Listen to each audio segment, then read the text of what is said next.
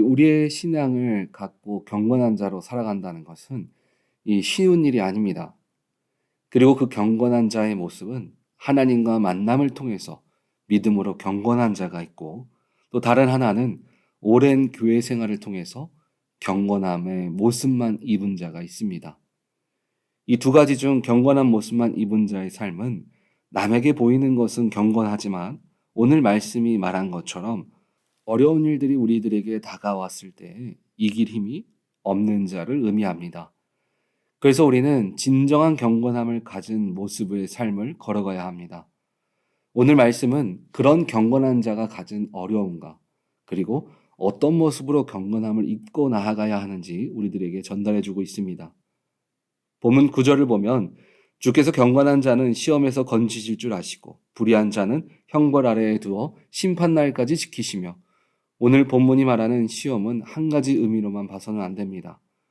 보통 다른 성경 구절은 이것이 하나님이 주는 테스트인지 아니면 인간적 시련인지 구분하지만, 오늘 본문에서 시련과 시험 그리고 유혹 등 이 복합적인 의미를 갖고 우리는 이 시험을 해석해야 합니다.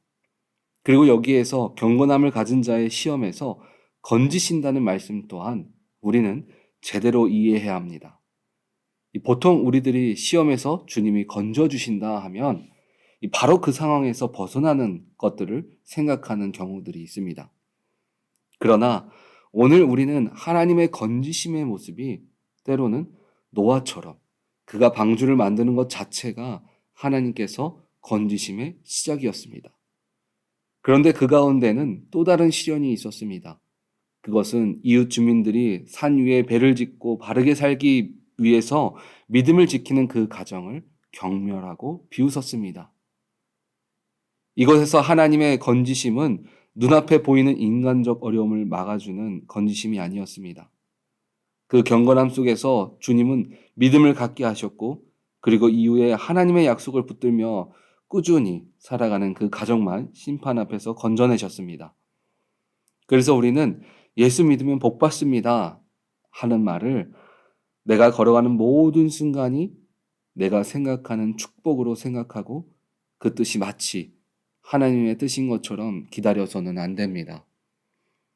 우리는 주님이 주시는 복을 깊이 생각하면서 그 축복을 누리기 위해서 우리가 붙들고 지켜야 할 것이 무엇인지를 고민하고 붙들어야 합니다. 오늘 성경은 하나님으로부터 경건하지 못한 자의 모습을 이렇게 말하고 있습니다. 본문 10절을 보면 특별히 육체를 따라 더러운 정욕 가운데 행하며 주관하는 일을 멸시하는 자들에게는 형벌할 줄 아시느니라. 이들은 당돌하고 자긍하며 떨지 않고 영광 있는 자들을 비방하거니와, 성경은 단순하게 육체를 따르는 사람이라고 말합니다. 그러나 이 단어를 원어적인 의미로 보면, 이 원어적인 부분과 영적인 부분으로 본다면 이 육체라는 단어의 뜻은 원죄에서 나오는 인간의 본성, 하나님을 등지고 살아가는 인간의 자아라는 의미를 보여주고 있습니다. 베드로가 이렇게 성도들에게 말한 이유는 거짓 교사들에게 그들의 최후가 결국은 축복이 아니라 하나님의 유업을 잊지 못하는 인간의 본성을 따라 사는 자들임을 말해주기 위해서입니다. 대담하고 거만하며 두려움 없이 하늘의 존재를 욕하는 그들, 자신들이 죽임을 당하는 멸망이 다가옴에도 이렇게 행동할 수 있는 이유가 무엇일까요? 사람은 내가 아는 지식이 세상의 전부라고 생각하는 경우들이 있습니다. 저희가 이 나방이나 날파리 같은 하루살이들을 보면 이 전등 앞에 빙빙 돌다가 뜨거운 열기로 타 죽던가 아니면 머리를 박고 죽는 벌레들을 볼 수 있습니다. 분명 뜨거워 죽는 것을 알면서도 그 벌레들은 뜨거운 것들에 점점 더 가까이 가게 됩니다. 이런 현상을 나타내는 벌레들을 양성주광성 벌레라고 한다고 합니다.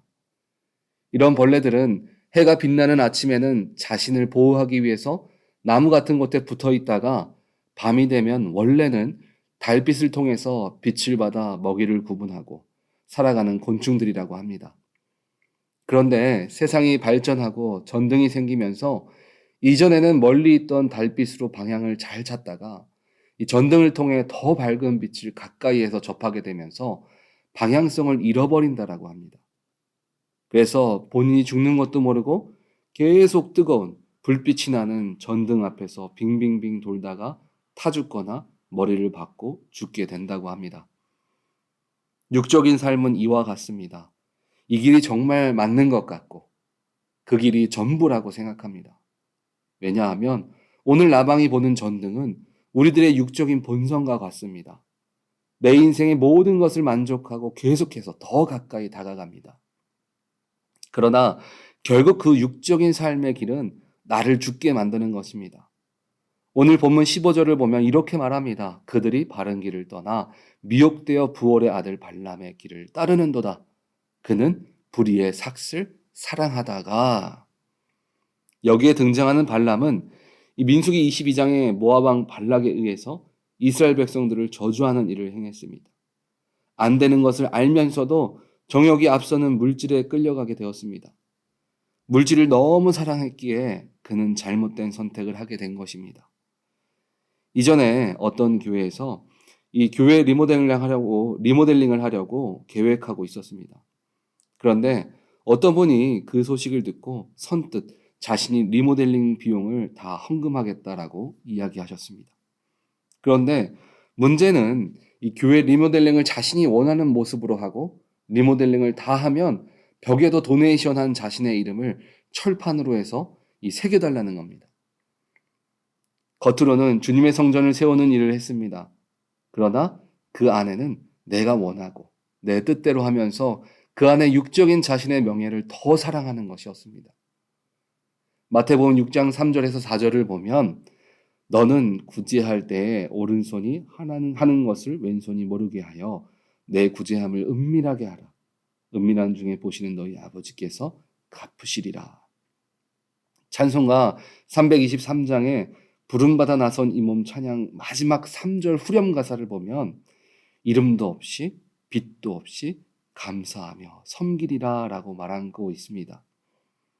하나님이 인정하는 경건한 자의 삶은 육신의 전역이 앞서는 삶도 아니고 주님과 등을 지는 삶도 아닙니다. 이름도 없이 빛도 없이 감사하며 믿음으로 나아가지만 나의 하나님 아버지가 갚아주시는 삶입니다. 이것이 바로 육적인 물질을 사랑하고 명예를 사랑하며 겉으로만 경건한 사람보다 더 큰 축복된 길임을 믿으시기 바랍니다. 왜냐하면 이 길은 하나님이 갚으시고 세우시는 삶이기 때문입니다.